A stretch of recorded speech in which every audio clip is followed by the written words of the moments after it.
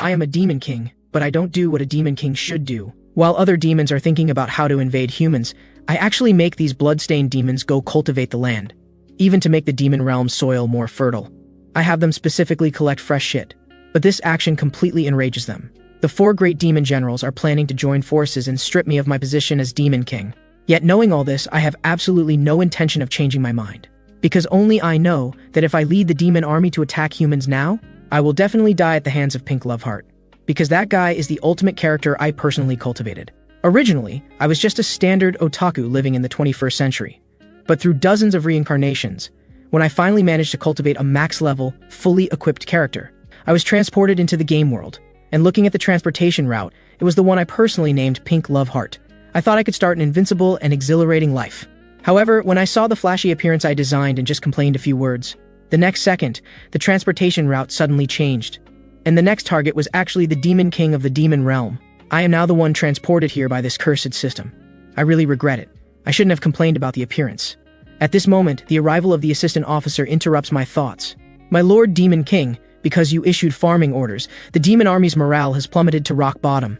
Internal violence and illegal cannibalism among our kind are increasing.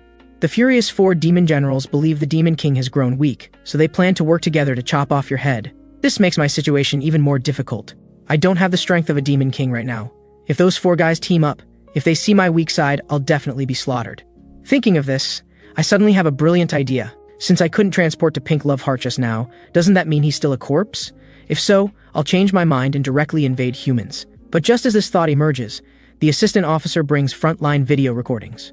And the terrifying existence in the footage is none other than Pink Loveheart. How could this guy be revived? Could it be that someone in reality logged into my account? I absolutely cannot encounter that guy right now, so I must prevent the invasion of humans. This way, showing weakness will result in death by the 4 demon generals.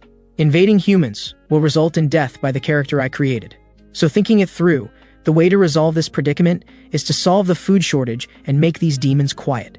Fortunately, I attended agricultural university on Earth. I have considerable confidence in farming. But reality is cruel. This land in the demon realm has absolutely no nutrition. The same goes for nitrogen, which is an absolutely necessary component for plant growth. However, plants cannot directly use nitrogen gas, which makes up 78% of the atmosphere, because nitrogen gas is bound by strong triple bonds and hardly participates in chemical reactions. Therefore, humans developed nitrogen fixation methods through chemical processes, greatly improving food production. But this world has no technological industrial foundation. So if I want to fix nitrogen in a natural environment, the method would be lightning. Through instantaneous high voltage, nitrogen oxidizes into nitrite. If it mixes with rainwater and is absorbed by the soil, combined with Demon King Kratos' unique magic technique, this becomes ready-made fertile soil technology. So next, I first dismiss the assistant officer beside me. Then I use my demon claws to tear several bloody wounds. But damn it, this is way too painful. But just at this moment of hesitation, I suddenly feel inexplicable killing intent behind me. It's actually the 4 demon generals secretly watching me, since that's the case. This bit of pain is better than being killed, so I steel myself and tear deep bloody wounds. However, the pain that comes directly still makes me unable to help but howl. And this also causes the 4 demon generals, who have been eyeing me like tigers, to all come before me at once. Our great Lord Demon King Kratos, are you feeling unwell somewhere? We have an unwritten rule for demons. The strong one is the Demon King. Hearing this, I'm already breaking out in cold sweat. These 4 guys are all top warriors, and I can't use any other skills right now. However, what I don't know is that my body trembling from fear appears to them as trembling from gathering power throughout the body before battle, and they even feel tremendous pressure. But fortunately, I'm not the only one rebelling right now. With your current strength, do you think you can defeat all 4 of us? Then when I confidently turn around, I discover these despicable guys have already quietly hidden behind the big tree. Those lips are clearly expressing that they want to see the results of his battle first before deciding whether to join the fight. This is truly the kind of despicable tactic only demons could pull. But before I can react, the assistant officer beside me directly opens a live broadcast. According to demon tradition spanning thousands of years, this duel will be broadcast live. What the hell? I had specifically tested my strength before, but the result was only a vague feeling. However, before I can react, Vampire Prince Astaroth rushes at me with a long sword. The moment I see that movement, I immediately think it should be a thrust or slash from the game. How could someone who just arrived like me dodge this kind of attack? But the next second, my body skillfully evades it. The second step is the left foot pointing outward, which means he's about to use a thrust. It's exactly the same as the pre-attack animation in the game, and I can even predict all of this guy's movements. Because when I first encountered this guy during my game walkthrough, I didn't even have time to pray. He not only has swift startup attacks but also wide area attack range. But through countless failures, I finally succeeded in defeating him for the first time after 128 attempts. In subsequent gameplay, I could already toy with him without taking damage.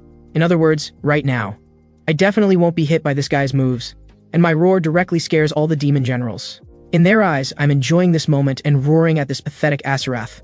Little do they know my roar is just celebrating that I've grasped the key point, because this world follows the rules within the game. At this moment, a familiar window suddenly pops up. With amazing focus, you successfully avoided all enemy attacks. As a reward, some previously used game skills will be unlocked. Target lock function. This is actually the key lock function when releasing special skills. Since that's the case, while locking onto the target, I execute the only attack skill I know how to use, Tear Hand. When blood touches this guy, intense flames engulf his entire body. Then the moment the flames extinguish, this guy limply kneels on the ground. But unlike the cheering demons, I'm shocked at his near-death state. This guy took a perfect hit yet still hasn't died. Moreover, this guy has passive health recovery, so he'll rally soon. I must finish him off before he recovers. However, my action appears to these guys as me deliberately controlling my firepower, attacking only to non-lethal levels. The purpose is purely to inflict pain. But just then, the system voice sounds again, brutally tearing Asurath's robes and completely exposing him, therefore unlocking new function, equipment slot armor removal function. What leaves me speechless is that the equipment slot only contains the clothing on my body. It seems this function is temporarily useless. The urgent matter now is quickly dealing with the guy in front of me. The problem is, with my current attack power, I can't kill him at all. But just then, I suddenly have an idea. What if I continuously use Tear Hand on him? In other words, I can inject large amounts of nitrogen into the ground. Currently, it seems these guys should be scared by my actions. So I order Circe to tie this guy up tightly. But Circe thinks this means having a woman tightly bind a naked man, which is insulting both herself and Asurath. A moment later, I first prepare a lightning rod. Then when this guy regains consciousness, I use Tear Hand again.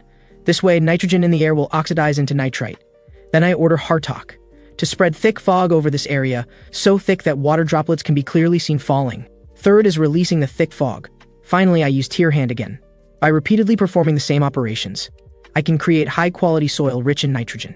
If I can achieve a great harvest in the end, just thinking about it makes me excited. So in the following time, I continuously repeat the above actions. The final result is also satisfactory. Nitrogen injection will proceed this way. Next, I need to improve the problem with this single-layer soil structure. This soft, single-layer soil structure neither allows oxygen to enter nor has good drainage. The soil structure should be layered like eggshells to be suitable for cultivation. So what I need to do now is composting. Therefore, I issue another jaw-dropping order. Go find me shit. Hearing this, everyone immediately shows shocked expressions. Those who regard me as a pure demon king even imagine various scenarios. First, as a precedent, applying moisture to rebels, then using flames to roast and dry them, and finally coating them with disgusting coating. This is damn too cruel. Meanwhile, at another place in this world, the newly awakened pink love heart stares blankly at the human city. Though blurry, memories from past lives linger in his mind. This is already the dozens of lifetimes. He once moved toward that direction, following the guidance of the Hand of Mission pointing his way. But now he suddenly disappeared, and the Hand of Mission no longer shows him the path. So where should he go now? Time returns to not long ago. The 3 demon generals I assigned to collect shit now gather together with speechless expressions. Our Lord Demon King wants us to collect shit. Does he want us to personally shit? Just as this idea is voiced, it makes the Ice Queen Circe feel extremely disgusted. But Bahal beside her sets his sights on her. I haven't eaten for a long time, so I can't defecate. Hearing this, Circe becomes furious again. You are insane, don't be interested in my shit. Even if I have to defecate, I don't want to offer this shit to him. So they finally decide to capture low-level demons to defecate. So in the following period, strange scenes occur in the demon military camp. But the demon residents being watched by soldiers have never seen such a scene. The residents say that being watched by so many people makes even the shit they want to defecate retreat back. At least wait outside. At this moment, Hartok walks in, asking why they're dawdling. Can't squeeze it out no matter how hard you try? Hearing this, the resident squatting says his belly is completely empty, unless they pull out his intestines and scrape them. The next second, Hartok thinks this is a good idea. He lifts the defecating resident high up and plans to directly scrape his large intestine. Fortunately, Bahal arrives in time to stop this behavior. If you empty his belly, that guy will definitely die and won't be able to defecate anymore. So he needs to be alive to keep defecating. This greatly shocks Hartok. I didn't expect your wooden head could think of these things. If he eats your meat, will this guy defecate shit? As the words end, both of their auras suddenly intensify. Then they launch fierce attacks at each other. Just then, I suddenly appear and use Tear Hand to instantly knock both of them to the ground. "You ignorant fools, is this the only guy who can defecate?" A moment later in the demon headquarters, I'm still scolding these two idiots. Even if you can collect nutritionless shit, what's the point? What I require is shit that can be used for composting. Then I simply explain its use. Compost is material that can provide nutrition to farmland. Regular composting materials include wood ash, weed piles, and farmland soil, plus eggshells and chicken shit. Among these, weed piles and wood ash can be solved by dismantling the abandoned houses we just saw. But the difficulty lies in eggshells and chicken shit. At this moment, I suddenly have a flash of inspiration. I ask the assistant officer to bring the demon territory map. Fortunately, the map is completely consistent with the game. Since that's the case, I quickly think of the perfect place to collect these materials. That would be the demon seagull's habitat. During gameplay, when wandering around various locations, these guys would appear at any time. This means they can freely consume delicious food in human territory and then return here to defecate and lay eggs. This way, it perfectly meets my requirements. At this moment, the assistant officer, seeing my intention, seriously reminds me. The demon seagull's habitat is also called the Cliff of No Return, because the cliffs there break easily, making it impossible to grip. Once you fall, you'll be swept away by the surging waves. I certainly know what he's reminding me of, because in the game system, players cannot reach that type of terrain. But I have a secret technique. The scene shifts to us arriving at the demon seagull's habitat. This leaves everyone puzzled, unable to figure out what I'm thinking. Since ancient times, many demons have challenged to catch those seagulls repeatedly, but in the end, they all just became food for the waves. At this moment, I tell the 4 people behind me. Later, I'll climb to the top and throw down the filled eggshells. You guys better catch them properly. If this operation succeeds, all demons will have full meals. Then under everyone's gaze, I slowly walk toward the cliff. During gameplay, to reach the summit, though I experienced countless failures, I finally found that method.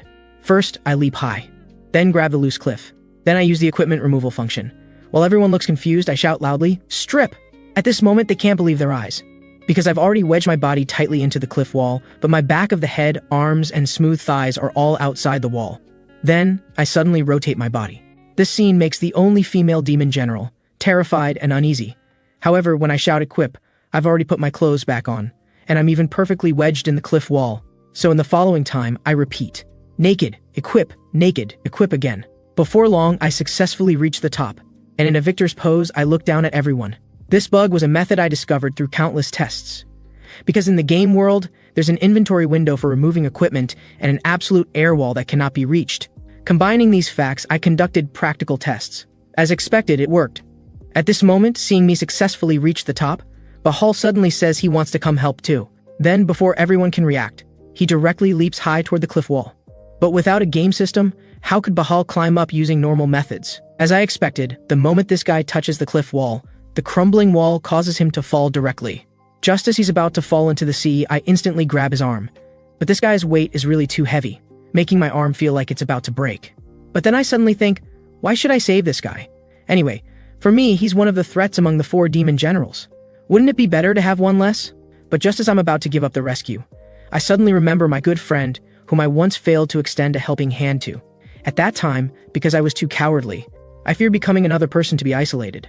But thinking about it now, if I could have been a bit braver, if I could have bravely stood up, and even done everything I could to the extreme, perhaps I could still see that brilliant smile. So with inexplicable will surging, I actually throw this guy directly to the summit. Seeing me injured, Bahal says he can't understand my behavior. But I feel that rather than abandoning followers and regretting it, this way is less painful.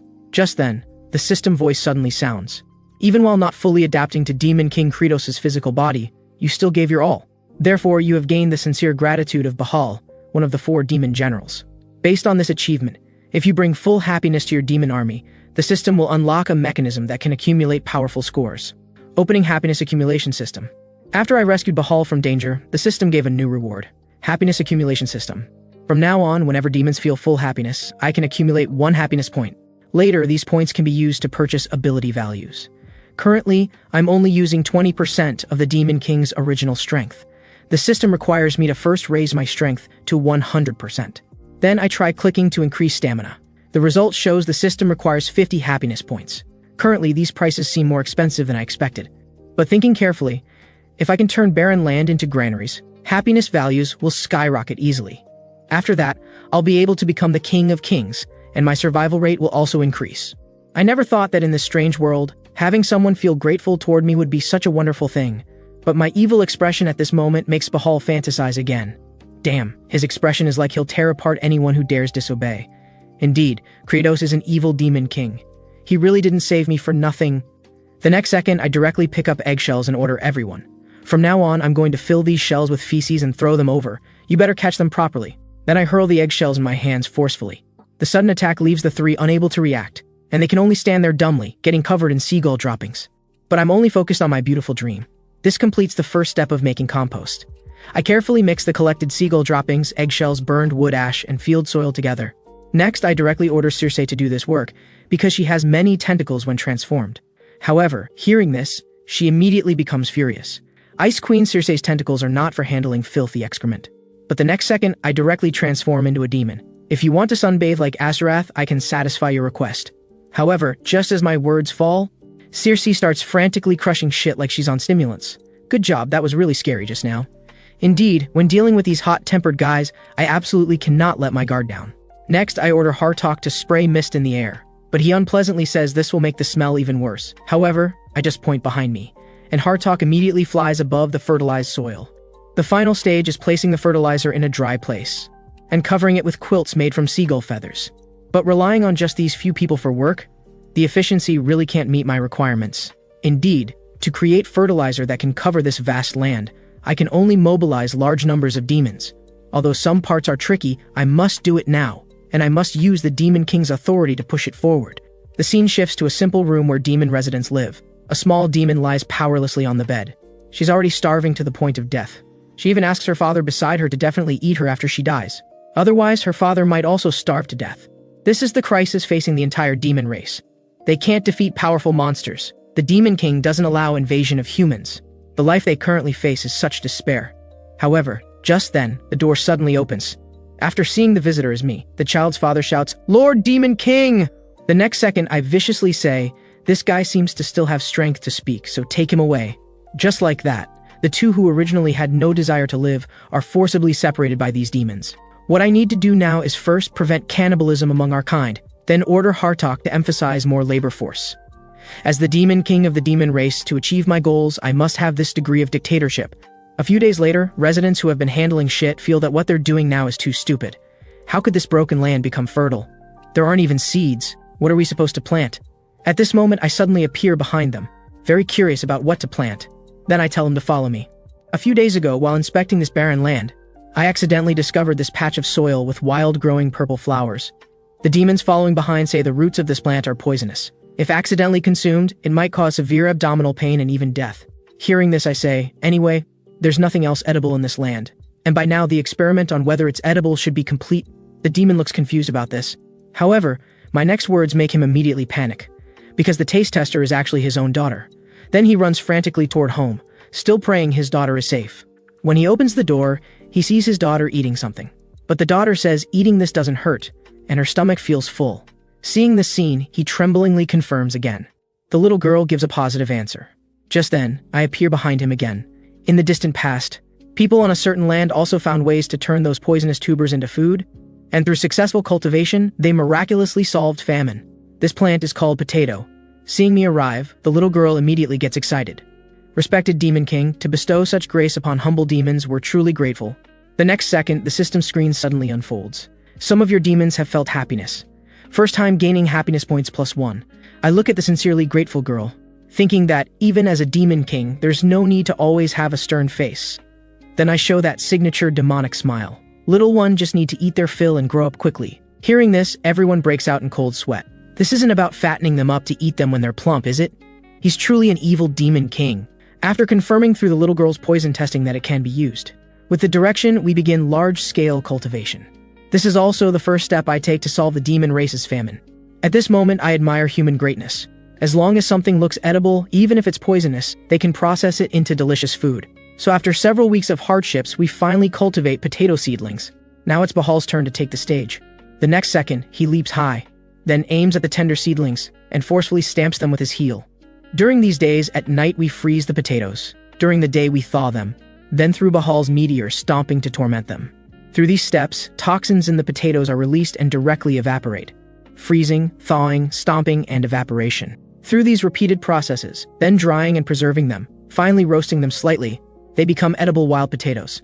Since I've completed all the engineering, I should summon those demons who did hard labor and let them have a good feast.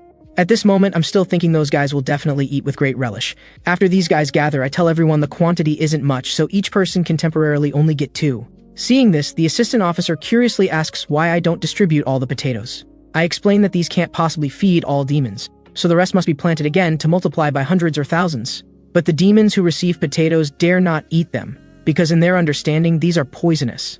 Although the girl's father desperately explains these things are edible, the demons who didn't witness it still don't dare believe. Plus, my demonically charming smile makes them even more certain there's definitely a trick. But just then, to prove the truth, the little girl's father directly swallows a potato whole. Then, after a brief moment, he suddenly shouts tearfully, "Long live Lord Demon King!" After they confirm there's really no danger, the others begin wolfing down the potatoes. Seeing this scene, the little girl's father looks at the Demon King with awe.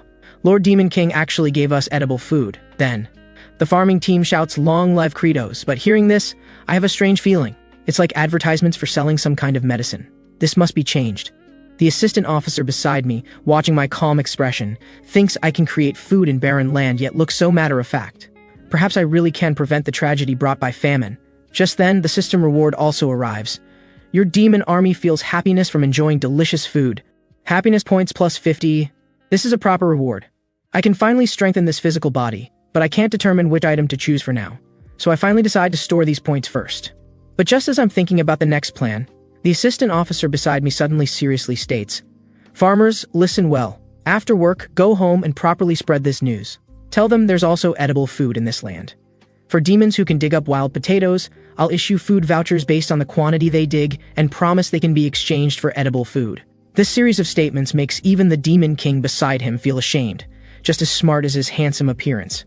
So in the following period, every demon diligently works at their assigned labor. Village demons diligently dig potatoes. One side produces immediately edible potatoes, while the other side diligently makes fertilizer. Of course, as the Demon King, I won't be idle in this atmosphere. Move that guy's position slightly more to the left, because I need to work hard making the most important nitrogen. Since fertilizer is now abundant, it's time for the next stage. I need to mix the fertilizer evenly into the entire land, but this land is really too vast. If I rely solely on the farming team to spread compost, won't they be exhausted to death? I really need to find external help. A moment later, I return to the Great Hall and order letters requesting aid to be sent to various city lords. Hearing this, the assistant officer says he's already sent out the aid requests, requiring them to temporarily halt expeditions and fully support farming, but so far there's been no response. Could it be that the messengers starved to death on the road? This way, the farming plan can't continue well. Meanwhile, at the Demon Realm's first district, King's Cliff, Picamille is reporting to the first city lord, Abisatur the Undead Father. According to Scout's observations, Demon King Credos is engaging in farming and has even created edible things. Hearing this, the Undead Father arrogantly says, "That guy is indeed afraid of my power. As more and more demon undead die, my power will become stronger and stronger. That guy stopping war and starting agriculture is just a means to limit me. I still don't know that the messenger I sent out has been intercepted and dealt with by this guy, which is why other lords know nothing about the ceasefire and farming. Currently, his desired result is for demons to starve to death from famine, and then become his army, after which he'll replace me as the new Demon King." Then he orders again, having Picamille lead a team to destroy all my agricultural achievements. The scene shifts. After Picamille arrives at the demon territory, he discovers the sun-baked Asarath. That's truly vicious, Credos. After muttering a few words, he orders the imps, "Turn this wasteland completely into waste soil." At this moment, an imp discovers the core of farming that Scouts mentioned before, compost. Hearing this, Picamille only feels this is divine will. He has everyone scatter all the compost into the ground. Even more cruelly, to prevent us from recovering it, he mixes it evenly into the deep soil. Asarath, tied to a wooden stake nearby, remembers that I previously told the assistant officer we must mix compost into the soil for deep cultivation, but the farming team alone could never complete this. The completely oblivious Picamille even excitedly shouts, "You're doomed, Credos!" Witnessing the entire process, Asarath, seeing this scene, is simply speechless. What the hell do these idiots want to do? Soon after, the exhausted imps are complaining about this broken land being turned over and over endlessly. But just a moment of distraction gets them caught by other imps. "You bastard, don't think about slacking off. As long as there's still one small piece of intact land, Demon King Credos will reuse it." Another imp nearby, looking at the land he's turned over, actually feels a sense of accomplishment. They work tirelessly turning the soil, completely unaware that the sun has quietly risen, so much so that even when being burned, they still console themselves. Because it's meaningful work, this result is also good. They even have happy smiles on their faces. In contrast, Pickamil, watching his subordinates disappear one by one, can't help but shed tears. My lovely little guys, you are the best. Meanwhile, I'm in the potato storage warehouse. Although I regret not being able to till the fields in time, this will also take quite a while. Currently, the potatoes are in dormant state. In this land, they cannot sprout, so planting them would be useless. It's like someone suddenly yanking sleeping potatoes from the ground. This directly scared the potatoes unconscious, causing their biological rhythm to stop. According to current conditions, after storing for 2 to 3 weeks, they need to be moved to a warm, dark place. Although I want Circe to inject cold air, that attitude definitely suggests she's still throwing a tantrum. Hartok nearby also looks like he's ready to explode at any moment. If pushed too hard and they team up, this isn't the result I want. To satisfy the warehouse's constant temperature, I've also tried using farm workers. But it still doesn't achieve the desired effect. Thinking it through, what I can do now is inject nitrogen into the fields. Come on, let's go look at the fields. But when we arrive at the fields, we're amazed to discover the soil has not only been evenly tilled, but also filled with the smell of fertilizer. Seeing this scene, I marvel. This is simply a miracle. At this moment, Pickamil, hiding nearby, seeing my expression, thinks his plan to destroy the fields was a great success. But the next second, Bahal suddenly appears behind him. Lord Demon King, this guy was sneaking around behind the tree. Hearing this, I turn around to find Bahal is holding an undead. And this guy is also a small leader among the undead, Pickamil. Immediately after, I step forward and deliver a hard slap. Seeing this, the assistant officer looks puzzled about why I would attack before even questioning. But the answer is obvious. This guy's expression shows he wants to hide something. So when you can use your fists, never waste time with words. The guy who got beaten out of shape still wants to act tough. But before he can finish speaking, I follow up with a series of combo punches. And soon I am exhausted. At this point, the system, unable to watch any longer, reminds me to exchange points for stamina. So with my renewed vitality, I continue practicing my combo punches. Even though this guy already wants to confess honestly, I still show no intention of stopping. Just like this, while getting beaten, he reveals the reason. Abbasator ordered us to destroy the farmland and starve everyone to death. This confirms why the messages we sent out never received replies. It was these guys causing trouble in between. The assistant officer states, "This is blatant rebellion. But as long as we can suppress this undead force, we can not only establish authority, but also warn other lords. Even without this reason, if we let it go unchecked, that guy will continue to interfere with our plans, so we should completely block these pests." At this point, the assistant officer asks how we can catch him. I think to myself that this guy can shapeshift like a ghost, and in the game, he teleports all over the map, making every level a game of hide and seek. Since we cannot actively apprehend him, we need to find a way to lure him out. Meanwhile, the cute little demon girl holds her small shovel, staring blankly at the bound Asurath.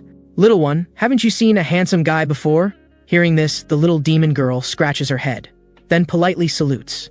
"Thank you for sacrificing so much for us. Thank you for making food production possible." This really infuriates Asurath, who even uses his remaining strength to roar, "You dare mock me, believe it or not, I will swallow you." Seeing this, the little demon girl gets scared and runs away. Kratos, the moment I break free, I will definitely kill you. But the next second, he gets attracted by the sound of gongs and drums. When he sees clearly, he discovers the newcomer is actually the bound Pickamil, with a banner that reads Lightning Rod. But looking more closely, seeing the words second generation in an instant, he thinks tearfully, this way, wouldn't he not have to get struck by lightning from dawn to dusk? Next, I plant Pickamil beside Asurath, even thoughtfully putting up an umbrella for him to prevent this guy from getting sunburned to ascension. The next second, I use rending backhand on both of them. Only now does Asurath realize, damn it, they just became 2 lightning rods. The timeline returns to the demon territory. At this moment, I am facing the 2 on the stakes, excitedly collecting nitrogen. But this terrifying scene is clearly witnessed by Abbasator at the distant undead cliff. "Kratos, you are such a bastard, my poor Pickamil. You must hurt." At this moment, I have already discovered the reconnaissance imp behind me in the tree. It seems he has been witnessing all of this. "Since that is the case, old man, you dare to destroy my agricultural grand plan, I will make you regret it to your bones." Soon after, the cute little demon girl holds her small shovel, diligently tilling the soil. Seeing this, Asurath asks curiously, "What are you doing?" Hearing this, the little demon girl responds, "The Demon King and the 4 great demon generals are all desperately working for farming, so I want to help do something too." But Asurath mocks, "You inferior demon, you are just stupid. This guy next to me has already finished tilling the land. If you want to help, do something useful." Hearing this, the cute little demon girl quickly stands up respectfully and thanks the barely alive Pickamil, "You even help us till the land." Seeing such a cute little girl express gratitude to him, Pickamil is deeply moved. But Asurath on the side continues with cold sarcasm, farming on this wasteland. "Do you think it is possible?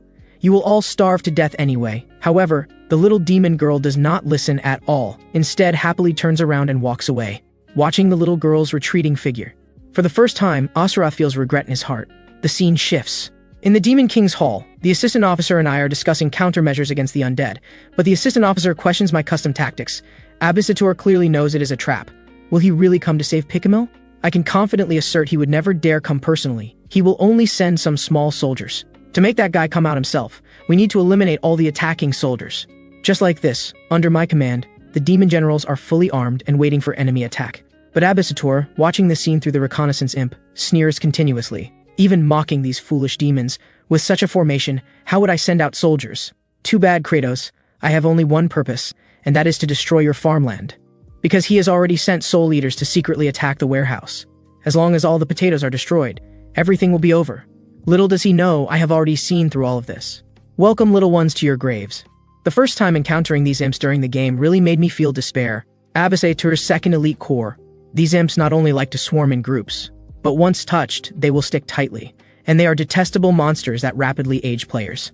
However, after many attempts, I found a way to overcome them. That is to use lightning attribute skills. But the imps who discover it is a trap. Turn around and quickly retreat without looking back. But they suddenly discover that the doors and walls are all covered with my blood. This is a big gift I prepared in advance. Then I use the rending backhand. It is the upgraded version. The electricity spreads through the blood and instantly fills the entire warehouse. The imp core immediately suffers heavy damage. At this moment, I suddenly shout, "Agricultural team, enter!" Physical attacks are now effective. The next second, agricultural teams from all directions launch fierce attacks on the imps. Do not underestimate these guys because of their appearance. Remember, they are all elite monsters from the final map. Looking at the one-sided situation before me, I wonder if I was too ruthless. Both cold-blooded and smart, maybe I was born to be a demon king. Next, these fish that escaped the net. It is my turn to personally take the stage. But the next second, what I never expected. The little demon actually pokes her head out from the potato pile, and she is being targeted by an imp. Seeing this, the little demon girl's father immediately panics. At this moment, although I think to myself that losing one imp does not matter, my body moves uncontrollably to attack that guy. But this distance exceeds the range of rending backhand. So in desperation, I grab a potato and throw it at this guy. Although I also think this action is absurd. The next second, something happens that I completely did not expect. After the potato hits the imp, it actually absorbs him completely. Then looking carefully, well, I'll be damned, the sleeping potato actually sprouted. Only now do I realize. The aging imps are actually the key to activating the potato's biological clock. Then I pick up the little demon girl buried in the potatoes, and gently say, "You did very well, little cutie." But seeing my expression, this girl almost faints from fright. Then I stand on the potato pile and order the agricultural team, stop the plan to lure Abisator. Because next it is our turn to visit his home. At the same moment, the sun-baked Asaroth has been starved to the point of questioning life. This gives him a new understanding of life, realizing he still has a desire to live. Just then, the cute little demon girl comes to the scene, holding a basin of potatoes in her hands. Although the little demon girl's words are full of gratitude, Asaroth's eyes only see those dry potatoes. Starved to the limit, he has almost turned into a zombie. Seeing this, the cute little demon girl casually picks up a potato from the basin. "You look very hungry. Let me feed you." Then she closes her eyes and throws with force. Unexpectedly, the potato hits Asaroth's left eye. This makes him instantly go mad, and the little demon girl says, "This time I can definitely hit the target. Let me try again." Then she throws 3 more potatoes. Fortunately, one successfully feeds Asaroth's mouth, but the other 2 happen to hit both eyes. Even the violent Asaroth closes his foul mouth the moment he eats the potato. Because some members of the Demon King's army feel happiness points increase by 1. Current reserve points, 302%. This makes me a bit confused. It is not yet mealtime. Could it be that some guy secretly ate potatoes? But since you increased my points, I will spare you this once. Then I cast aside distractions and shout toward Undead Cliff with raised arms. "Agricultural team, attack!" At this time, seeing our attack, the soldiers on the other side of the bridge actually cut down the bridge. They think this can stop my advance. The next second, I directly make an original frog leap. But before reaching the destination, I suddenly fall. This scene makes these imps burst into laughter, but this laughter suddenly becomes strange, because they see my naked body stuck in the wall. Next, I crawl toward them like a ghost. The speed is simply beyond imagination. Moments later, I stand at the cave entrance in a victorious posture. Then I slowly turn my head, signaling them to proceed according to plan, while I head alone toward the undead lair. But seeing me without the cursed potatoes, Abisator thinks he has won for sure. Then he sends ghouls to attack me. But the next second, my actions once again make their jaws drop. I see that the moment I am about to collide with the imps, I dodge in an instant and drill into the wall. Then it is naked, and equipped. Finally, I actually climb to the top of the wall. This scene directly confuses all the imps. They have never seen such a demonic movement method. And after crawling like this for a while, I lead all the monsters in the cave to one place. Seeing me panting, the imps think I cannot hold on anymore. So they swarm up. But I just confidently say, I am not the Demon King now, I am a veteran player. At the same time, according to plan, the assistant officer shouts loudly, and the next second, the agricultural team members pick up potatoes and start throwing wildly. At this moment, my surroundings are full of sprouting potatoes. Seeing this scene, the assistant officer is still half doubtful about my original plan. But the fact is my strategy hits the mark precisely once again. At this moment, I think about how in the game, there was a tunnel below the cave entrance. Out of curiosity, I smashed the wall and discovered. Inside was actually a hidden treasure chest, which was a spirit medicine that could transform players, a fruit that condensed the 1,000-year obsession of ancient giants. Users can briefly change form, or this is the materialization of obsession. If I find it later, I must take it. At this time, the agricultural teams are extremely excited about the potato sprouting and crying tears of joy. This reminds me of my deceased grandmother. This makes me, usually abstract, also briefly lose focus. Then casting aside distractions, I say viciously, anyone who dares to interfere with my eating, I will twist their neck. At this time, Bahal steps forward, Demon King. Abisator is very powerful, I also want to help you. However, hearing this, I command him just transport potatoes, because fighting is something the boss should do. At this time, Abisator still wants to use Ice Soul Heart to summon more undead. But before he can finish his curse, I deliver a deadly chain kick. The kicked and confused Abisator still does not forget to ask how I found this place. I just sneer coldly, cut the nonsense, from this moment it is time to eliminate pests. Despite this, he is quite surprised that I can find this place. But seeing no support behind me, he again shows arrogance and even claims to show me his true power. Little does he know I am all too familiar with his trump cards. During the game, to hunt down this teleporting guy, I searched the entire cave. During this period, I encountered countless imps and finally almost annihilated all those guys on the cliff. Then I followed this guy to the field where Ice Soul Heart is located. According to the game records, Ice Soul Heart is an awe-inspiring artifact created by ancient dragons at the cost of their lives. It can trap dead souls in reality with freezing soul-cold air. This guy tried to use that power to gather more subordinates. But before that, the game character would arrive and the final battle would begin. Among these, this guy's most skilled method is the visible transformation technique, as this guy's soul continues to twist. The next second, he directly transforms into my appearance and even thinks I am the previous Demon King.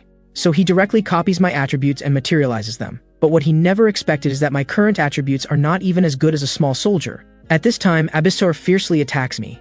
Seeing this, I directly use happiness points from inventory to boost agility attribute to 30%. Then I just slightly dodge to avoid his attack, and fiercely counterattack his abdomen with violent force. The unconvinced guy still wants to give me another punch, but he does not know I have already secretly boosted strength to 30%. I directly meet his fist. The result is predictable. The guy in pain jumps around uncontrollably, and even doubts whether his skills malfunctioned. At this time, I just say contemptuously, "Old man, farming also requires brains." Abysator, who has never been so looked down upon, tries to make a final struggle. How could he know I continue to boost other attributes as well? Then I just use the most basic rending backhand, and burn this wretch on the spot, even turning him directly into a puddle of mud. At this time, the system suddenly pops up that a growth mission is completed. All attributes increase by 1 level as a reward, unlocking new skill, Summon Farmer's Throne. Farmer King's Throne. It comes equipped with various sturdy farming tools. This reward comes at just the right time. I was just short of many tools. At this time, Abysator, who turned into a lump, suddenly starts twisting frantically, then transforms into the form of an ancient dragon. Little guy, do not get too cocky too early. The ancient evil dragon is my true form. Seeing this, I just say disdainfully, seeing it with my own eyes is quite shocking, and this attack power and health bar are really no joke. But before I finish speaking, our allies also happen to arrive at the scene. Then I ask Abysator with an evil smile, "What do you say now?" Seeing this, Abysator instantly changes from an arrogant attitude to a cowardly bear. Well, how about we talk civilly? But our agricultural team does not buy his act and directly shout, "You dare interfere with our farming, old man, you must die." Then they display the super high combat power of elite monsters and pin Abysator to the ground for a fierce beating. Seeing this scene, I think the old guy can still move and talk. Killing him personally feels weird. And now everyone should be hungry and have no strength. How come they have been beating him for so long without finishing him off? So for greater efficiency, I directly summon the new skill Farmer's Throne. A holy light suddenly shines from the sky. In the holy light, a throne full of farming tools slowly descends. The next second, it fiercely falls toward Abysator. In just an instant, it smashes him to ash. Seeing this, the agricultural teams excitedly shout, "Worthy of being the Demon King." Simply brutal to the extreme, showing no mercy even to the dying. Truly a good example for small fry like us. In their excitement, they also hope I can enjoy this with them. Really, why do these guys suddenly seem so cute? At the same time, far away in the demon territory, Pickamil suddenly feels heat in the back of his head. Then, in complete confusion, he actually ascends on the spot. At this moment, the farmland has been tilled. The sprouting potatoes are also ready. Even the pests threatening farming have been eliminated. So next comes the moment to plant potatoes. Just as I plan to leave, the ice soul heart behind me suddenly makes strange noises. At the same time, the system pops up a prompt, having killed Abyssator 20 times in Undead Cliff. As a reward for this hidden event, the ancient dragon sealed in Ice Soul Heart is about to awaken. Then out of curiosity, I slowly walk toward Ice Soul Heart. Unexpectedly, the next second it opens by itself. Then a cute dragon cub pokes its head out. This is a creature never seen during the game. In contrast, the first thing the little dragon sees after birth is recognizing me as his father. At this time, I hold the little guy and examine him carefully, excitedly thinking this little creature is extremely cute. But seeing my gentle smile, he cannot help but doubt whether he is biological. Seeing the little guy, the agricultural team all cheer, "Let's do it," while I angrily scold them. "You fools, at least fatten it up before eating it." Hearing this, the little guy immediately tears up, having finally escaped those dark dragons, but he never expected his biological father would actually want to slaughter him. Moments later, when we return to the demon territory, the demons have already been waiting here for our triumphant return. These heartwarming scenes make the little cutie feel they are not so scary. But when he looks up at me, seeing my gentle expression, he immediately retracts his previous thought. After returning to Demon Castle, I wonder what to feed the little guy. It is said young dragons need to eat refined gems. But where can we find those premium mineral sources in this broken place? The little cutie looks at my expression. He has been huddled in the corner, and he is trembling. Dad must be waiting for me to grow up. Fortunately, at this time, the assistant officer comes to report. Just as you predicted, we encountered difficulties in the piling process. This is within my expectations. To plant crops, soil must be piled up at the boundaries of rice fields or dry fields or between sorghum to form raised mounds. However, to achieve this, obviously soil alone is sufficient. But there are too many stones in this land, causing the agricultural team to clear them day and night, which is still far from enough. To the little cutie, the scene looks like enslaving slaves, making him lament his pitiful dragon life. In contrast, seeing this scene, I just think this is not farming but mining. If we mobilize all demons every day, the potatoes prepared for them will also be consumed quickly. Even if other city lords send support, it cannot completely change this situation. Just like this, while poking the little cutie, I worry about how great it would be if I could summon someone with magic like manga protagonists to clear these stones at once. I see the little demon girl behind me, obviously just a tiny kid, but she works so hard to help. This quickly calms me down. After all, complaining is useless. I need to think of a solution to solve this quickly. However, just at this time, someone suddenly shouts, "Blade wind is coming." I, who has been focused on farming, actually forgot about this. In this wasteland, this kind of blade wind generates randomly. If accidentally caught in it, you will be cut to pieces in an instant. So I immediately tell everyone to quickly hide in safe places, like behind stones. Damn it. Even from this distance, I can feel such wind pressure. And this kind of natural disaster is the greatest threat to farming. But just at this time, the little demon girl actually runs desperately in the opposite direction. Turns out this girl is trying to save the bound Aseroth. Seeing this, I quickly hand the dragon cub to the little demon girl's father and command them, "Anyone who dares to follow, I will kill him." Bahal desperately shouts, trying to stop me, but I am already running desperately toward the little demon girl. Although I know the danger, I cannot let my people die like this. Moreover, farming is not some leisurely wellness activity. At this time, the little demon girl has already reached the scene and is struggling to pull out the stake. Seeing this, Aseroth tells her to run quickly, but the little demon girl does not listen. Fortunately, I arrive in time and directly kick the stake to break it with a flying kick. Under the influence of gravity, Aseroth falls face first straight to the ground. Although the aftermath of the blade wind has already caused the little demon girl's skin to crack, she still desperately tries to save Aseroth. At this time, Aseroth roars angrily, "Get lost! This is binding rope that even the 4 great demon generals cannot untie." At this time, I directly pick up the little demon girl around the waist, then carry Aseroth on my shoulder. With all my strength, I run desperately toward the safe zone. Seeing this scene, the little cutie thinks that father is clearly not strong, yet still desperately goes to save people. Although he looks scary, he is still a gentle existence. At the same time, I suffer severe injuries from being scraped by the blade wind. Even in the next second, I can only hold the little demon girl and collapse powerlessly. But just at this time, the little cutie directly breaks free from restraint and flies rapidly toward me, and toward the swirling blade wind. He takes a deep breath, then shoots out fierce cold air. At this moment, I can feel the blade wind's power obviously weakening. Could it be that the cold air weakened the rising air current? But such a scale of cold air is definitely too much for a young dragon. However, while thinking about these things, my consciousness has already hazily fainted. If I could wake up at this moment, I would definitely be shocked by the current scene. because these generals actually disobeyed my orders and charged into the blade wind to bring us back to the safe zone. I am now unconscious in my room, but the Dark Knight actually brings two uninvited guests, Circe and Hartok. These two actually want to take the opportunity to kill me, but the moment they attack me, they suddenly stop, because they see I am actually sleeping with wide eyes and a fierce expression. At this moment they are already somewhat timid, but thinking this might be the only chance to strike, they still steel themselves and make up their minds. But just at this time, a voice behind them interrupts. "What are you doing?" It turns out to be Asaroth and Bahal.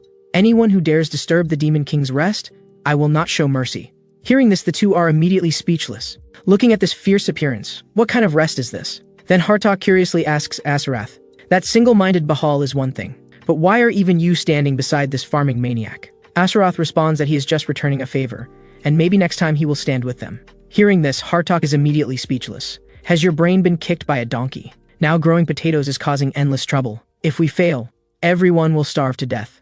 At this time, Asaroth thinks about, despite having only a glimmer of hope, the little demon girl who works hard farming, and says, "If you do not want to starve to death, you must risk your life to fight." If I have to risk my life anyway, I would rather choose to fight to the end. You fools will definitely regret this. After leaving these words, the two turn around and leave without looking back. It happens that at this time I wake up from unconsciousness, but I did not expect Asaroth to be here too. He just says disdainfully that he is just returning a favor. But the next second, I deliver a soul-searching question, which lightning rod runs around everywhere. Hearing this, Asaroth is immediately stunned. Then the entire castle emits mysterious firelight and screams. The scene shifts, and Bahal is seen carrying the unconscious Asaroth to the farmland. At this time I am anxious. We must quickly clear the stones from the soil. But what I never expected is that during my unconsciousness, the assistant officer led everyone to take care of everything for me. At this time, I ask how they cleared so many stones, and he tells me to look toward the field. I look in the direction he points. Well, I'll be damned. Turns out the little cutie actually ate all the stones. At this moment, the little cutie thinks that because he is too small, he could not stop the blade wind. Only by not being picky and eating voraciously can he grow up quickly. At this time, the little guy hears his father's call and sees it as me. He directly buries his head in my embrace. At this time, I think the blade wind will not come often, and it will take time for its scale to grow. Besides, this little guy can monitor from the air, and once blade wind is discovered, it can be dispersed through cold air. Although it is troublesome, we do not have weather forecasts, so we can only do this. Now everything is ready, only the formal potato planting remains. In farming, the first enemy is natural disasters, followed by financial pressure. These are all difficulties that must be overcome. At the same time, elsewhere in Demon Castle, Circe sits at her dressing table slowly removing her helmet. If I were present, I would definitely be surprised that during the game, this girl's true appearance could not be seen. Who would have thought she is actually a hidden beauty?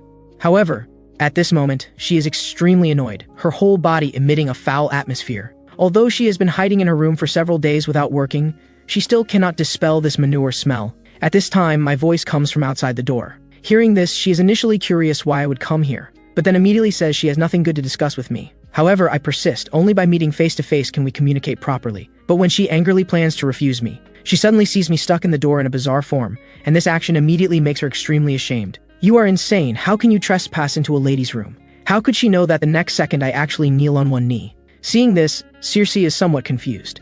However, my next words immediately make her blush. "Circe, without you I can do nothing." Little does she know my actions are just to save labor costs, because I currently need her sharp and precise blade. In contrast, being told this by me, the entire room immediately fills with a wonderful pink atmosphere. The scene shifts, and I bring Circe to the warehouse storing sprouted potatoes, and say, "Planting potatoes requires cutting them in half first, so please help me cut potatoes." But this sentence makes Circe instantly furious. "You bastard demon king, you dare to fool me." But I do not care and pick up a potato to tell her. The work process is actually very simple. Do not cut those with 3 or fewer sprouts. Cut those with 4 or more, paying attention to even distribution of sprouts on left and right. Then while she is still in a daze, I directly pick up the potato. Seeing this scene, Circe angrily says she never agreed to help, but I directly throw the potato into the air. But Circe, who says she will not help, instantly transforms into a battle maniac and directly cuts the potato clean.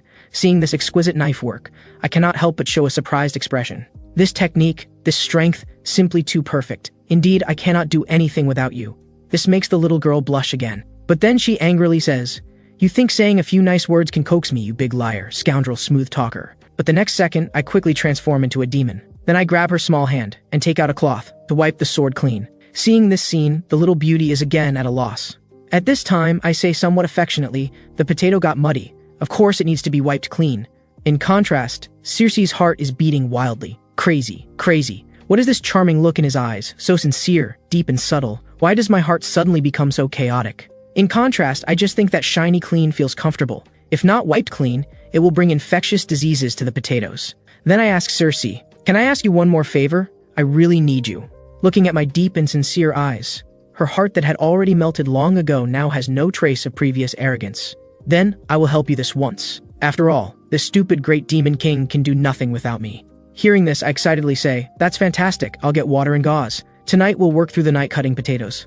Little does she know that at this moment, Hartok is watching this scene. He sees Cersei shyly cutting potatoes while I sing and wipe the blade. At this time, Hartok just thinks Cersei is also a self-degrading fool who voluntarily becomes a slave because of a few compliments. The scene shifts to Aseroth being sunbaked on the stake. He is pondering what life is, what a lightning rod is, and even angry at his powerful recovery ability. But just at this time, the little demon girl appears in his vision with a basin of potatoes. "Steak, uncle, let's play the potato throwing game." Hearing this, Aseroth says he will not play games with inferior demons, but his mouth honestly opens. Hartok, seeing all this on the side, just thinks this bastard is completely hopeless. So stupid as to be played around, now completely a waste. Just at this time, I bring the cut potatoes for everyone to start sowing. Learning that Cersei helped cut the potatoes, the agricultural team members all express gratitude to her. At this moment, seeing Cersei too shy to know what to do, Hartok secretly complains that a dignified one of the 4 great demon generals is in such a state, just growing potatoes, and these guys can be moved to tears. As powerful demons, do they not feel ashamed? So Hartok again secretly decides he must usurp this demon king position. At this time, I tell everyone, when the potatoes sprout and break ground, at that time we need to pick sprouts. Leave 3 to 5 sprouts for each potato. Then I ask, are more sprouts better or fewer better? The agricultural team members each express their opinions. I directly respond, the fewer sprouts, the better. However, hearing this, everyone is somewhat confused. In their understanding, is not more always better for everything? But Hartok, who has been listening clearly from behind, can no longer bear it. You fools. If there are too many sprouts, they will compete for root nutrition, causing potato growth to be hindered. This surprises me somewhat. Do you know farming knowledge? But he disdainfully says, this kind of common sense still needs to be learned. New sprouts and potato root systems are originally connected. Sharing nutrients is natural, is it not? Hearing this, I continue asking, then how many sprouts should we keep? Of course, 2, do you even need to ask? If you're just trying to save nutrients and prune, it's easy to miscalculate, and if you leave just one and accidentally break the main stem, you could kill the whole potato plant. I didn't realize this guy knew so much, so I asked again, what do you think we should do next besides picking buds? To this question he also did not pause. At present, it is artificially improved, perfect soil. This fertile soil will certainly also grow all kinds of weeds, so in addition to picking the buds but also regular weeding. It made everyone, including me, freeze in their tracks. The next second I led the crowd straight into applause. Hooray for the agricultural genius Hartok, amidst the continuous cheers of genius acclaim. Hartok suddenly remembers his mother, who always called him foolish. The stark contrast of the current scene brings tears streaming down his face. At this moment, I slowly approach and firmly announce, Hartok will serve as chief instructor of the agricultural team. But right now, he only thinks about usurping the throne. Yet the next second, I suddenly shout loudly, what are you all standing around for? Pay tribute to the most outstanding elite of the demon race. This causes Hartok to instantly surrender, expressing his intent to follow me closely from now on. Upon hearing this, everyone cheers once again. Meanwhile, I suddenly receive a system notification. You have won 4 psychological battles. You have gained insight into Bahal's trauma psychology from lacking protection in childhood, successfully taming him into a loyal subordinate. You have established social relationships for the lonely Aseroth, significantly reducing his violent tendencies. You have also melted the frozen heart of Cersei, who has never been loved. You have satisfied Hartok's vain desire for recognition. Now consuming 200 points can unlock the new skill Blood Eye, which allows observation of confirmed events within the next 6 hours for any target individual, whether living beings or inanimate objects. Seeing this, I am somewhat bewildered, as this skill does not exist in the game at all.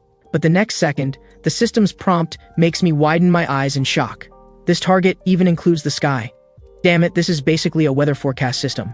The scene shifts. Pink Loveheart, with maxed out combat power, walks through the forest with a confused expression after losing his guide's direction. Who would have thought that in this wild mountain forest, someone would be calling for help? Through the voice, he discovers they are 2 humans. It turns out these 2 are reconnaissance soldiers investigating the demon race. Yet such beings were actually ambushed by goblins, nearly losing their lives. Perhaps this flashy appearance is too distinctive. Despite his good intentions to help, he merely extends his hand in a friendly manner. But this frightens them considerably. Fortunately, Pink Loveheart harbors no malice, and the misunderstanding is quickly resolved. Time passes for several weeks. In the exiles' village between demon territory and human lands, the two finally recover from their injuries. After several days of communication, Pink Loveheart learns that they are actually of noble birth, specifically sent by the king, though one is a young master, while the other is a follower. Yet when Master Albiha invites him to journey together to the human kingdom, Pink Loveheart hesitates. As mentioned before, he cannot even remember who he is. Moreover, when he first arrived at this village, the villagers' gazes toward him were not friendly. Therefore, he unconsciously becomes dejected, wondering if someone like him could truly be accepted by humans. Little does he know that as soon as his words end, these two display adorably naive expressions. "Why don't you try changing your outfit?" Moments later, as they formally leave the grass hut, Pink Loveheart merely wears a cloak. In the young master's view, he particularly treasures this flashy outfit. Little does he know that Pink Loveheart has long wanted to remove these clothes. Only they seem to have fused with his body, and he cannot take them off no matter how hard he tries. Looking at these two kind and courteous individuals, he once again wonders what kind of existence he truly is, because in his vague memories, there is only endless slaughter. The scene shifts. The demons of the agricultural team stare in disbelief at what lies before them. In this barren soil, they have actually cultivated potatoes. This scene also leaves Bahal and Cersei speechless with amazement. In such a joyous moment, Asaroth naturally cannot be absent. At this time, I loudly gather everyone. Agricultural team, listen to orders. Execute the next phase immediately, earthing up. Then I direct my gaze toward Hartok. Our genius chief instructor, what is earthing up? Once again receiving attention, Hartok's nose tingles, and he immediately bursts forth with an ocean of knowledge. Earthing up refers to an agricultural technique of lightly covering seedling stems with soil. This prevents mature potatoes from being exposed to sunlight. If exposed to direct sunlight, potatoes will change color, taste worse, and may even produce toxins. This can be understood as a kind of potato corruption phenomenon. The moment his words end, I again lead the applause. Then I directly widen my eyes, staring straight at the sky. This is my new skill unlocked after consuming 200 points, Blood Eye. Only this damn thing. The activation condition for this skill is continuously staring at the target for 200 seconds without blinking. This is incredibly difficult, but in everyone's view, this appears as me being so excited that tears well up in my eyes. Through this abstract design, I finally learn. The forecast for the next 6 hours predicts clear and dry weather. It is recommended to use a humidifier. Very good. It seems there will be no fierce winds. Little cutie, eat more stones. You can rest well today. But at this moment, the assistant officer suddenly reports with a serious expression that there is urgent intelligence. The messenger is unmistakably a subordinate of Second Lord Plumes. After they receive orders to halt the expedition, Third Lord Rast launches a full-scale attack against them. The rallying cry of rebellion is the same as the 4 demon generals. Since the Demon King has grown weak, I shall become the Demon King myself. As the assistant officer states, if Rast forces Plumes to submit and form an alliance, our side will likely be unable to resist. This aligns with my thoughts. Although those guys have lower levels, they have many troops. In other words, before the Second Lord completely submits, we must swiftly attack and defeat the Third Lord. But I cannot abandon the fieldwork for too long. The Second Lord's territory under attack is located in the Abyssal Decay Swamp beneath King's Cliff. Comparing the game setting with reality, the map size is approximately 10 times larger than reality, making the distance extremely far. The abandoned well in the game, responsible for leveling and teleportation, can be used for rapid round trips. While considering how to solve this problem, I suddenly have a flash of inspiration. Damn it, I am the ultimate boss here. How could I personally lead an expedition? So the ones leading the expedition are Circe and Bahal. I first dispatch these 2 loyal 4 demon generals, along with other demons whose low intelligence makes them unsuitable for farming. While Hartok and I focus entirely on potato cultivation here, the scene shifts. The second territory is now littered with corpses. Plume still cannot believe that Rast dares to defy the Demon King's orders, even daring to stage a rebellion. But in Rast's view, halting the expedition is what will lead to the demon race's destruction. Although Plumes desperately explains that the Demon King can make the land fertile, and filling stomachs does not require war with humans. Upon hearing this, Rast still raises his cold blade, because filling stomachs is not the goal. Heroic battle is the history and pride that the demon race has always maintained. But at this critical moment, a swift axe directly strikes the blade away. The newcomer is unmistakably one of the 4 demon generals. He seems to have heard Rast's statement. In his view, this guy is not entirely wrong. The demon race is indeed warlike, and enjoys slaughter. But from some point onward, why did we become that way? Perhaps we can also understand this reason. Compared to killing someone, saving someone makes him feel more proud. The scene shifts to the happy and blissful little demon girl. This is the first feast welcomed through the efforts of all demons. The sprouted potatoes have begun to bloom, yet facing the innocent expression, I say words that drop their jaws. From this moment on, pluck all these useless flowers for me. Upon hearing this, everyone immediately shows sad emotions, while Azarath behind me curses that I am a heartless and cruel demon king. because these flowers are the only spiritual support that has sustained him until now. Seeing such a scene without any mercy, truly worthy of being the Demon King. Although Hartok says this with his mouth, he still commands everyone to act immediately. These simple-hearted demons, looking at these pitiful petals, simply cannot bring themselves to act. These are flowers we planted with our own hands, and the first time such beautiful flowers have bloomed on this land. Fortunately, the planting genius explains the reason for removing the flowers. If this continues, all the nutrients accumulated through photosynthesis will be consumed entirely by the flowers in seed formation. So they can only endure their sadness and send all these lovely petals to their demise. But their pained voices sound to me like the beautiful melody of potato growth. The scene shifts. Circe and Bahal capture Rast and bring him to the demon castle. Seeing his wretched state, I cannot help but mock him. Knowing such results would occur, why did you stage a rebellion? You could not even defeat a one-star city lord, so what could you possibly accomplish? However, upon hearing this, Rast shows no fear whatsoever. You might as well kill me. A demon race stripped of battle glory is no different from being dead. This guy still dares to talk back at this point, so I directly cast Rending Backhand, giving him a round of skin-burning treatment first. But this thick-skinned fellow actually withstands my damage, even having the leisure to mock that I am merely tickling him. Only then do I remember that in the game, this guy is a character focused on defensive power. If that is the case, then I can promote him to our 3rd-generation lightning rod. This can only be blamed on his formidable defensive capabilities. Next, I demand that the demons untie the original lightning rod, because this little guy's recovery has been declining severely lately, and he should retire and rest. But Asarath, who was just rescued, sees the little demon girl running toward him excitedly. The previous second he was still barely breathing. The next second he reveals his demonic nature. You inferior demon, you have been toying with me quite enough during this time. Before dealing with Kratos, I will start with you. As his words end, he transforms into a vengeful demon. But before he can truly exert his power, he stumbles backward and falls flat on his face. Damn it, he has been hanging for too long and forgot the feeling of stepping on ground. At this moment, Bahal slowly approaches. Then, while he is still confused, directly gives him a princess carry, subsequently securing him firmly to his back. This is the Demon King's command, requiring this posture to be maintained for a period of time. Upon hearing this, Asarath feels once again subjected to tremendous humiliation. Then I breathes a sigh of relief.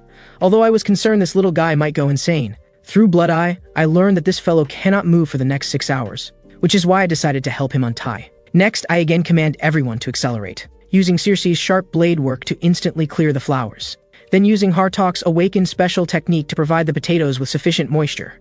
There is not much time left until harvest, and the grain distributed as wages is also running low. Even demons who have adapted to hunger and eat very little can be seen to be quite exhausted. But at this moment, a strange voice comes from behind.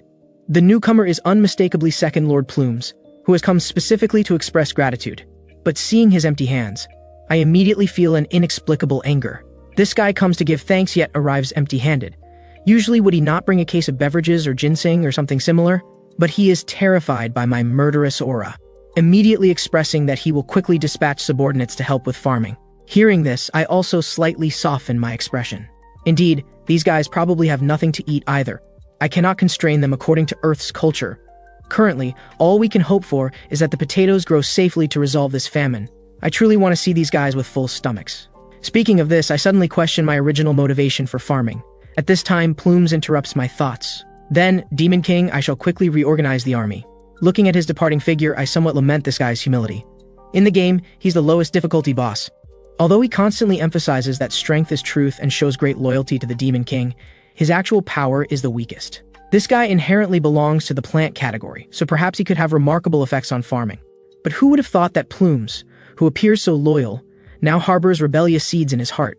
Because this soil is too fertile. This is such abundant nutrition never felt in the decaying swamp. Since he was still a seedling, his soil has never contained any nutrients whatsoever. But if it is this land cultivated by Demon King Kratos, he absolutely has confidence in strengthening his power, even possibly usurping his position to become this Demon King. Under the scorching morning sun, I am leading a group of lovely demons in radio calisthenics. Beep beep beep beep beep beep beep beep beep beep beep beep beep beep beep beep beep beep beep. These guys were a complete mess initially, but unexpectedly, in just a few short days, they can already accurately follow my commands. It's truly the physique of the demon race. Even under sudden signals, they can accurately follow instructions.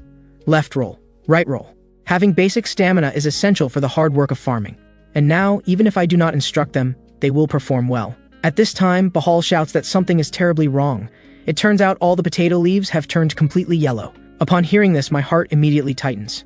At the same time, the remaining 4 demon generals stare blankly at what lies before them. The assistant officer states that they have indeed been too strained. Circe beside him also shows disappointment. Even Instructor Hartok does not know why this is happening. Could it be due to insufficient moisture? Then he begins to mock himself as a fool for having expectations about farming for the first time. Just as their emotions plummet to the depths, I finally arrive belatedly. Then, under their focused gazes, I slowly crouch down to examine the leaves. But when I pull up a yellowed leaf, the bottom is actually covered with large soil clumps. This scene immediately surprises everyone. Although the potato color is somewhat lighter, compared to the first planting, the size has increased by fully twice. After roughly understanding the potato condition, I give a positive response. It should be said that the potato seeds have begun to awaken. They are absorbing nutrients from the leaves and growing robustly, all for the sake of becoming larger and more delicious. Everyone has worked hard, because this is your achievement. The moment my words end, each displays different emotions. Even Azarath feels immense comfort. The scene shifts. Inside the demon castle, I lie leisurely on the bed. At this time, I suddenly recall words I said to them before. This is your achievement. These same words I have heard before. Those were the words my grandmother used to praise me when I first successfully grew tomatoes, only I never got to let grandmother taste my harvest. She left me. Memories are brief. I quickly return my thoughts, and begin studying the next plan. According to the current situation, we can use the cultivated potatoes to help them survive the famine, but we cannot be careless. If we focus only on potatoes, we might die of starvation instantly due to potato blight. Just like the Irish Great Famine. Currently, I must quickly find more seeds. However, at this moment, the earth suddenly shakes violently. I thought it was the epic level designer architect cutting corners. But unexpectedly, the roof suddenly cracks open. Then countless tentacles extend from underground. What the hell? This is a scene never seen in the game. At the same time, the little demon girl working diligently suddenly feels the potato leaves rapidly withering. According to the Demon King's instructions, this should be the potatoes absorbing their nutrients. Only the withering speed is too rapid. Even the root systems disappear into the soil in the blink of an eye. Then, when she curiously pulls out a potato, she discovers that the grown potato has vanished without a trace. How can the situation not make her panic? So with a tearful voice, she turns around, planning to quickly tell the Demon King. But the next second, she freezes in place. The majestic demon palace is actually tightly entangled by tree roots. And the Demon King is also held high by tree branches. Just like an insect, our great Demon King Kratos. Only now do I realize it is Second Lord Plumes. And this bastard actually absorbed the nutrients of the entire land to gain his current strength. But this statement strikes directly at my reverse scale. Damn bastard. To actually tamper with food. But my anger instead arouses his interest. Are you very angry now? But what can you do now? As his words end, he directly smashes me toward the ground. At this time, the 4 demon generals are desperately fleeing the demon castle. However, Bahal insists on going to rescue the Demon King. But in the others' view, if even they can escape, then the Demon King will surely be fine. But Bahal says something shocking. You are all wrong. The Demon King is actually very weak. When rescuing him on the cliff, I discovered he is very weak. At this time, I am just as Bahal described, being beaten mercilessly by Plumes. Without any resistance whatsoever. The sturdy Bahal wants desperately to save the situation. However, at this time, the demon generals see the culprit of this journey. The assistant officer quickly recognizes him. He is the Second Lord Plumes, like a divine being descending. These demon generals appear incredibly small before him. Demons, listen. Your Lord Demon King Kratos is dead. According to ancient demon law, power stems from strength. So from this moment on, I am your new Demon King. Before absolute power, all of you kneel before me. As his words end, a powerful pressure sweeps across the entire domain. The sturdy Hartok quickly assesses the situation. Plumes has absorbed all the nutrients from this soil. Since Kratos has fallen, then currently the strongest is Plumes before them. Although filled with reluctance, according to ancient rules, the demon race follows strength and power. In merely a moment. Except for Assistant Officer Japiros, the remaining 4 demon generals all bow to the new Demon King and express tribute to the new Demon King of this land. Seeing the assistant officer beside them still unable to accept this, Asarath hurriedly reminds him to be polite to the new Demon King. Indeed so, this is the ancient rule of the demon race. Although very unwilling, they can only submit to powerful strength. Meanwhile, I'm having a strange dream. Also my most unwilling memory to recall, Mother takes me to play in the amusement park. Mother tells me to count to 10 and she will appear. Mother says she is nearby, but when I finish counting, she has disappeared without a trace. So I start over from the beginning, counting repeatedly until evening. But Mother's figure never appears again. This is the most painful memory in the depths of my heart. At this time, I hear the system's call. Jin Changzhe, cheer up. What is this situation? The system is actually calling my name. Move, and you can survive. although I can clearly sense the system's urgency. This body seems to have lost control, without even the space to turn over. Fortunately, this hand shows some response. So I, grasping at this lifeline, through subtle perception, through the only consciousness available, continuously remind myself never to give up. Looking back at this time, Plumes, having subdued all the demon generals, begins executing the new Demon King's first mission. Remember this great first step. From this moment on, the demon race will invade human territory, rule and domesticate humans as our food. Actually, this should be the original intention that the 4 heavenly kings yearned for. To be able to fight heartily, to be able to fill hungry stomachs. This is also the instinct the demon race should possess. But when they truly hear this command, they cannot feel happy. Instead, their hearts fill with anger. However, Plumes disregards their thoughts, even commanding the demons to immediately take up weapons and march. But at this moment, Assistant Officer steps forward. Demon King marching now presents some difficulties. Upon hearing this, not only Plumes, even the 4 demon generals feel surprised. According to the current demon provisions, there are only a few potatoes. As military rations for war, this is far from sufficient. However, what seems like reasonable logic, Plumes considers this blatant insubordination. So when everyone is completely unprepared, he abruptly thrusts out a tree branch, instantly grabbing the young demon girl. Seeing this, her father wants desperately to rescue her. Even Asarath beside him feels angry. However, Plumes disregards everyone's emotions. You foolish fellow, military rations are already sufficient. Are there not as many of these weak and useless demons as we need for food? But upon hearing this, the little demon girl becomes indignant. No, we do not need to do that now. Even without mutual slaughter, we can survive. Our Demon King Kratos promised he would achieve this. However, the moment her words end, Plume's pupils widen instantly. The next second, the originally entangling tree branch is released without warning, and the little demon girl falls from the tremendous height. At the same time, buried deep underground, I can clearly feel my heart slowly stopping.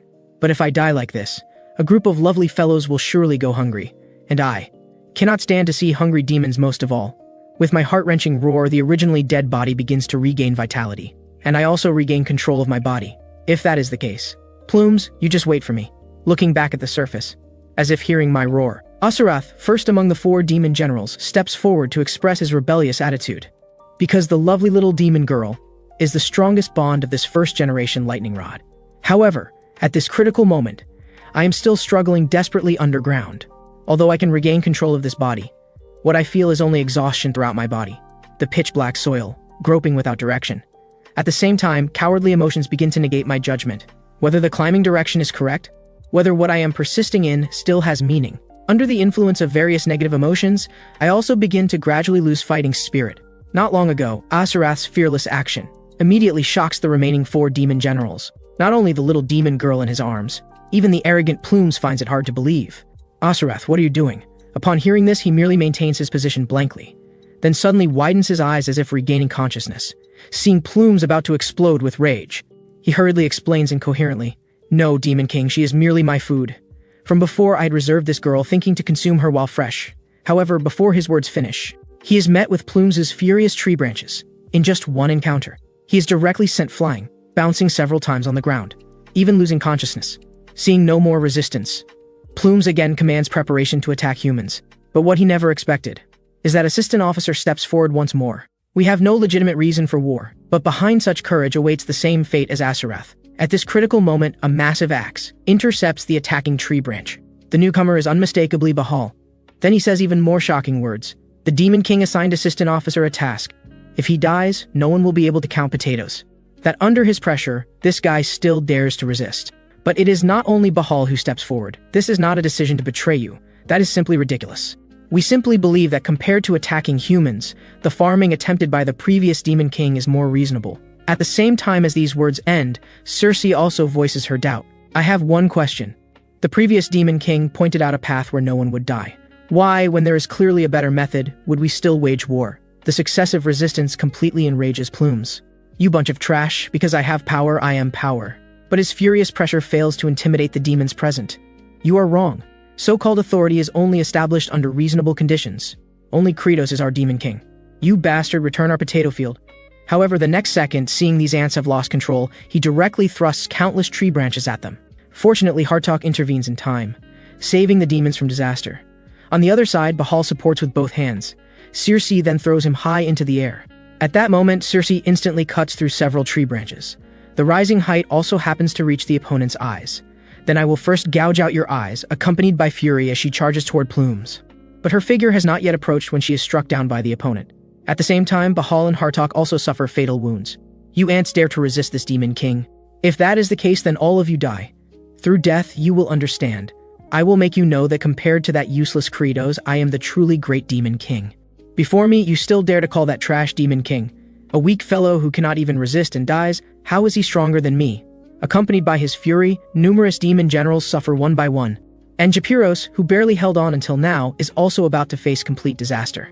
But at this moment, a familiar voice echoes throughout the entire domain. Little traitor, how can your self-esteem be so low? At the same time, a blood-red fist forcibly withstands Plumes' massive tree branch. The next second, the tree branch actually explodes from within. This scene shocks not only Plumes. Even the assistant officer beside him is amazed. Because I, who crawled out from the gates of hell, have comprehended a new skill, attribute concentration. Not long ago, I was still in the abyss, about to lose my will. Childhood memories even surfaced in my mind. At that time, I was equally tormented, even began to doubt why humans must live if life is so painful.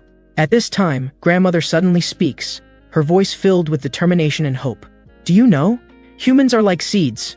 No matter how harsh the environment, they must strive with all their might to break through the soil, becoming a tender shoot full of life. When the first tender shoot bravely appears before us, other seeds will also be encouraged, and sprouts will begin to emerge everywhere.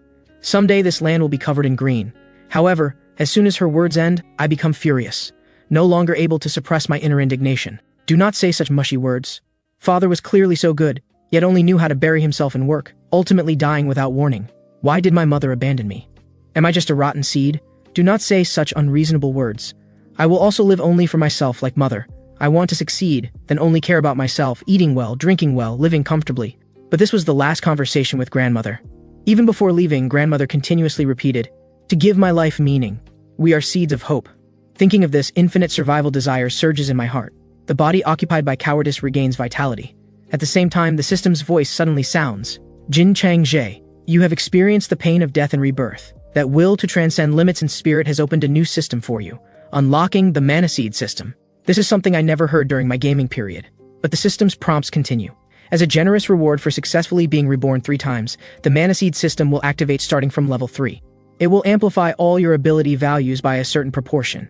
The initial amplification rate reaches 1.3 times. This is undoubtedly exciting news, but relying solely on the improved 30% attributes is still far from enough to escape from here. Fortunately, the system provides the final compensation, the Mana Seed system's active skill, attribute concentration.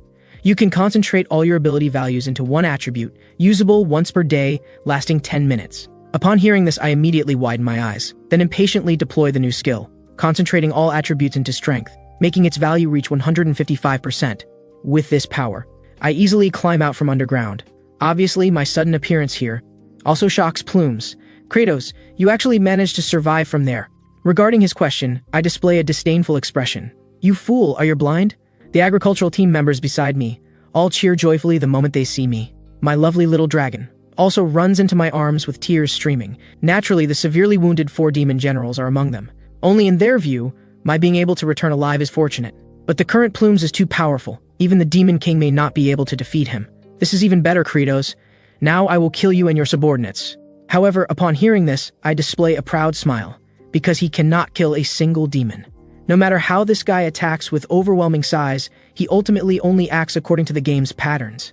As long as I think of him as an enlarged game character, I can easily dodge his attacks. There is also the agricultural team, which has achieved perfect coordination through intense training. Then I shout loudly, "Agricultural team, listen to orders. Everyone quickly gather behind me. We are about to begin calisthenics, since I know Plumes' attack patterns from the game. Left jump, right jump, get down, left roll, continue rolling, push-ups, jump. I can lead the demons to avoid attacks." As expected, after several attacks fail to hit, Plumes' emotions begin to grow irritable. We only need to wait quietly, because his subsequent irritability will provide us with opportunities. As attacks arrive, I command the demons to make sharp turns, finally giving the opponent a disdainful gesture. This scene completely enrages Plumes, even entering a berserk state. But this is exactly the opportunity I have been waiting for. As long as I utilize game rules at this moment, I can completely defeat this scoundrel. The next second, I directly deploy the little milk dragon. The tiny figure swiftly ascends, then sprays extremely strong ice. Because no matter how developed my muscles are, attacking such a massive form with fists alone would be futile. But that guy is ultimately just a plant. If extremely low temperatures freeze his body, its volume will expand and tissues will rupture. In other words, the fellow who once appeared mighty with his massive size will be unable to endure, ultimately self-destructing. Even his massive body begins to gradually freeze.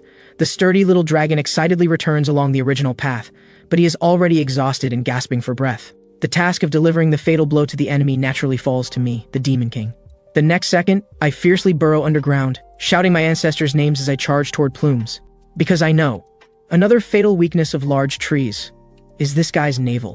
When my fist strikes, starting from the nostril-like cavity, instantly shattering his formidable defense. Seeing this, everyone finds it hard to believe.